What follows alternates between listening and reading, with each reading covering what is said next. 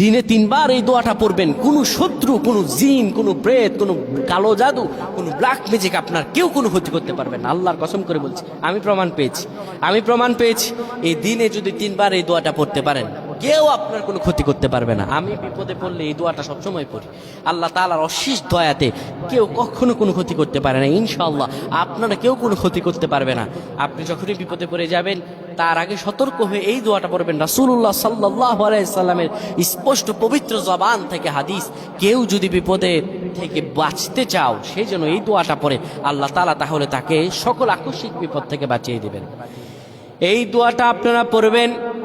দোয়াটি হলো বিসমিল্লাহিল্লাযী লা ইয়াদুররু মা ইসমিহি শাইউন ফিল আরদি ওয়ালা ফিস সামাই ওয়া হুয়াস সামিউল আলিম।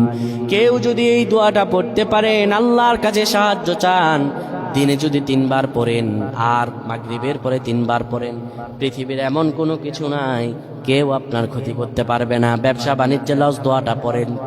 জীবনটার মধ্যে বিষাদময় হয়ে গিয়েছে, দোয়াটা পড়েন, আল্লাহ তাআলা আপনাকে সকল বিপদ থেকে বাঁচিয়ে দিবেন।